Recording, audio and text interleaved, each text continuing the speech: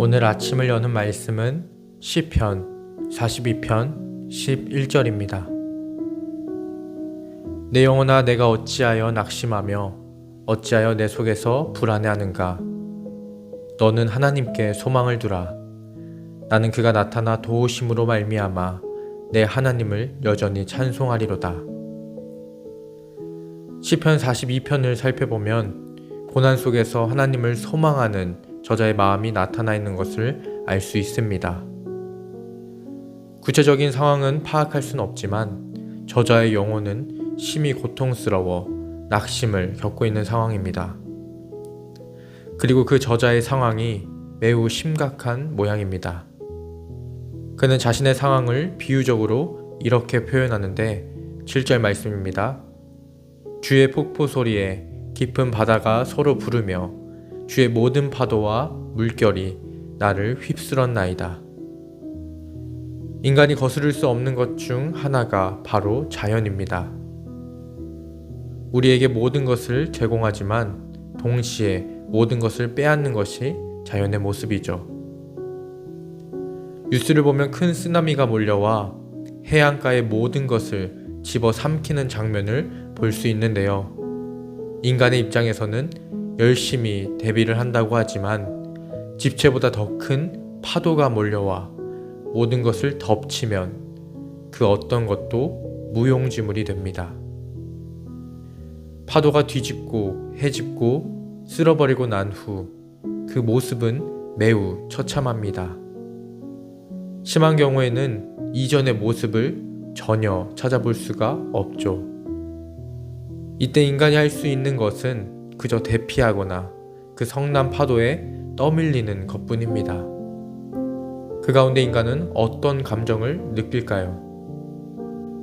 허탈함, 공허함, 무력감이겠지요. 인간의 한계를 뼈저리게 느낄 것입니다. 7절의 폭포, 깊은 바다, 파도, 물결, 이것은 모두 인간이 스스로 이겨내지 못하거나 감당하기 힘든 고난을 빗대어 표현한 것입니다. 큰 고난이 찾아왔을 때 우리가 할 수 있는 것은 아무것도 없습니다. 그저 그 고난이 우리를 덮쳐올 때 이리저리 떠밀려 다니거나 우리를 헤집어 놓는 것을 지켜볼 수밖에 없습니다. 나의 앞에 놓인 상황 속에서 아무것도 할 수 없을 때, 나의 한계에 부딪혔을 때 우리는 공허함, 무력감과 같은 부정적인 감정과 생각으로 가득하게 됩니다. 성난 파도 앞에 큰 배가 가라앉듯이 우리의 생각과 마음은 점점 부정적인 생각 가운데 매몰될 것입니다. 하지만 시편 42편의 저자는 그 고난의 파도 속 내 힘으로 아무것도 할 수 없음을 느낄 때 하나님을 신뢰하며 기도와 찬양으로 나아갑니다. 8절 말씀입니다.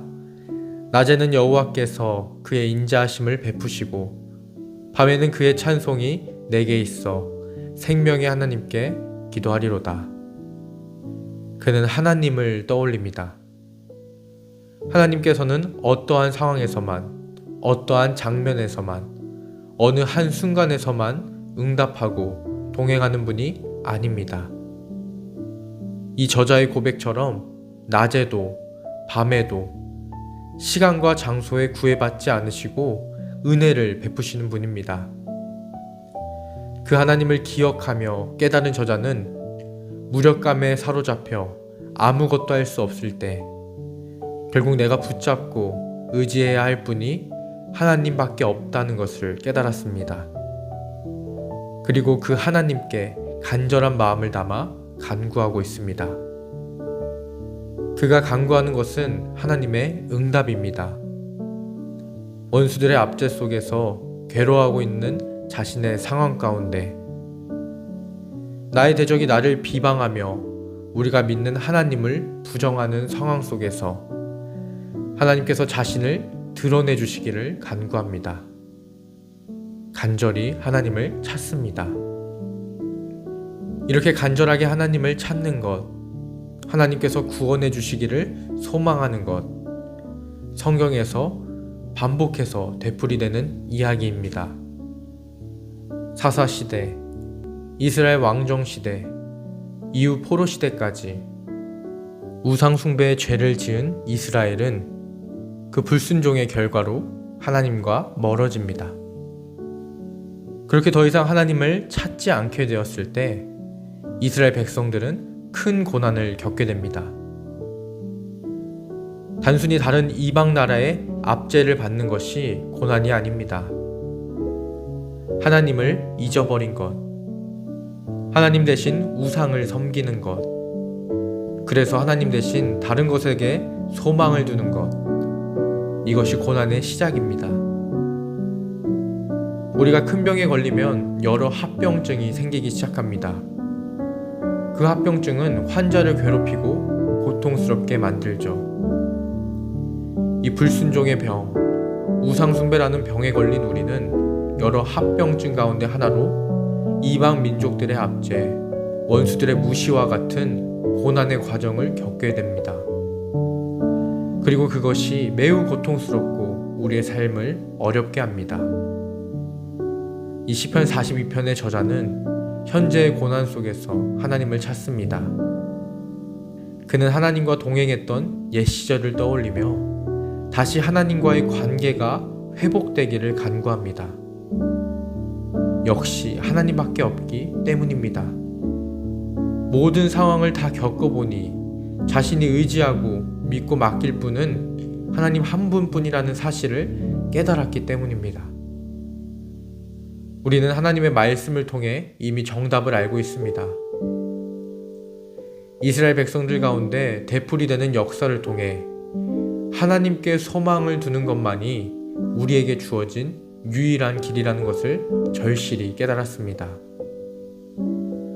우리에게는 이스라엘이 겪은 이러한 고난이 되풀이되지 않기를 바랍니다. 하나님으로부터 멀어져 온갖 고난 당한 뒤에야 비로소 하나님을 찾지 않기를 바랍니다. 혹여나 우리 가운데 이 고난의 상황에 놓인 분이 계시다면 이 시편 42편의 저자처럼 하나님 앞에 엎드려 간절히 그분을 찾기를 바랍니다. 하나님께서는 이스라엘 백성들을 계속해서 용서하고 받아주셨던 것처럼, 다시 그들에게 손을 내밀어 주셨던 것처럼 우리를 외면하지 않으실 것입니다. 우리의 탄식을 찬양의 노래로 바꿔주실 것입니다. 오늘의 말씀을 기억하며 하나님께 소망을 두는 영등포 중앙교회 성도님들 되시기를 소망합니다.